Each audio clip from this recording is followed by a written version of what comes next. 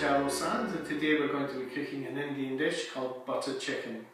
In this recipe we're going to be using 1 teaspoon of turmeric, 1 teaspoon of ground coriander, 1 teaspoon of hot chili powder, 1/4 teaspoon of cinnamon, 100 grams of ground almonds, 1 onion, 1 cornflour. We're going to have ginger and garlic.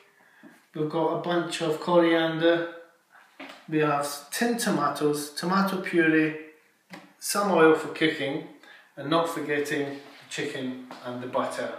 Okay, first of all we're going to prepare the chicken. Now we have about 1/2 cup of cornstarch here in a bowl. We're going to mix the chicken with it. We're going to coat the chicken in the cornstarch, making sure it's completely covered all. The reason we're doing this is it really makes the chicken tender. It's so succulent in the mouth if you do this. Don't use any other kind of flour, just use the corn flour. We're going to be deep frying it for approximately 1 minute to 1.5 minutes. Then we're going to be removing it and adding the chicken later. It's not going to be completely cooked at this point. The cooking comes when all the combined ingredients come together in the pan. But this is primarily just to seal the chicken, just to seal the juices in. Gives it a lovely succulent, melt in the mouth quality. Okay, now we're just finished doing this. Goes into the deep flat fryer, and we're going to just cook that for roughly 1 minute. Okay, this has just had about 1.5 to 2 minutes cooking. It's just beginning to turn golden brown. We'll just remove it and let it drain off on some kitchen towel. Okay, we've completed this part of the recipe. We'll just go now and we'll leave this to the side until it's required, and we'll start with the vegetables. What I'm going to do now is I'm going to show you the correct way to peel some ginger. Okay, don't be tempted to use a paring knife. The reason being, this is very stringy. The insides of this garlic is so stringy. If you try and cut it, you could do yourself an injury. It's extremely simple to peel with a spoon. So you take the garlic in your hand, just take the corner of the spoon and just slide down. It just peels off straight away. It's not difficult. It's very easy to do. And there you go, look at that, job's done. Okay. And that's your ginger. Again, we're taking our garlic, take the heel of your knife, just put over the garlic, put the heel of your hand, press down. Do the same on all pieces. I'm using actually 4 or 5 pieces here.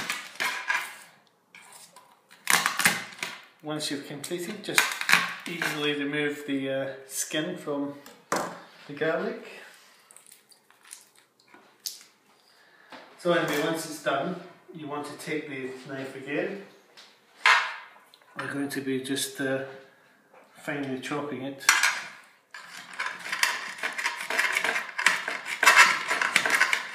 Place the knife down and just move it along, squashing.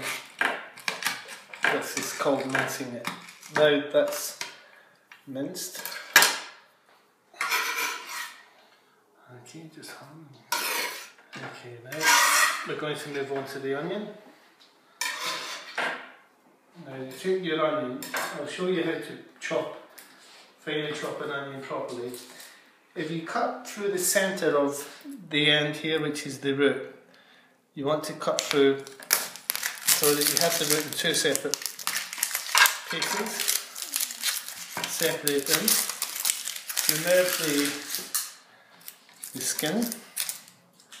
Easiest way is just to peel it back. Just get your fingernail in there and just peel back. There, that's how you peel an onion. And as you notice, I'm not crying. Now what we want to do here is we're going to take the ends off. We're going to leave the root on. It's very important to leave the root. We want to take off the cone end of both of them. Now the reason we leave the root on is because when we slice through, the whole onion is connected to the root system. So if we leave the root on, when we slice through, it doesn't separate. So we just take the knife, slice through here, carefully slice through here, making sure you keep all your fingers.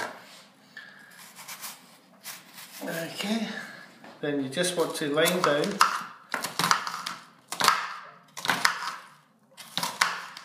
and chop. Discard the end piece. Repeat on this one. Okay, discard the end piece. Right, now we will start the cooking process. So now we're going to cook the ingredients. We just put the frying pan on. It's a deep-sided frying pan. We've got 2 to 3 tablespoons of oil. We're going to add the onion.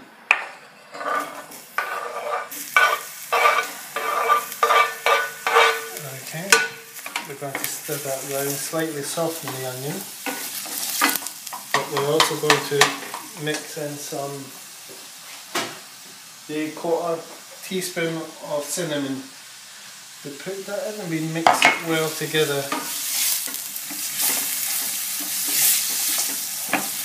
These onions are now softened enough. We're going to add the rest of the ingredients. Okay, so I'm going to take the chilli powder, the ground turmeric, and the ground coriander. All goes in, along with the tin tomatoes, ginger, the garlic. I'm going to put in the butter now as well. Let that melt through. Okay. Then I'm going to add the almonds.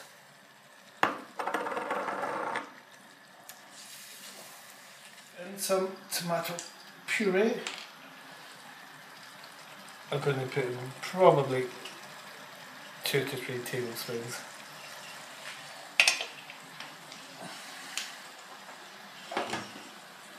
Stir that in as well.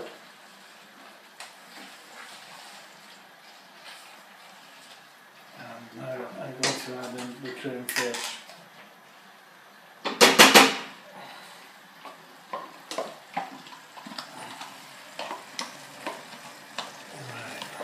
Now I've put the whole container of creme fraiche, it's 300 millilitres here. Stir that through. I'm going to cook this off for about 5 minutes. Then I'll add some seasoning to it. Okay, that's been cooking for about 5 minutes or so. I'm just going to taste the... just adjust the seasoning to how you like it. I'll just do some salt and pepper. Give it a stir. Now we're going to reintroduce the chicken to the dish. Okay. Now we're going to coat this and let this cook again. Simmer away for a bit. Another 5 or 6 minutes. Just to ensure the chicken is cooked through. Okay, now this has been cooking for approximately 5 minutes. It's chicken should be cooked through now. Now we come to a roughly chopped coriander. We're just going to mix this through the dish. It just gives it that little bit of je ne sais quoi. Stir it through and cook it off for about another minute or so. And then it's ready to serve. There you have it. You have butter chicken.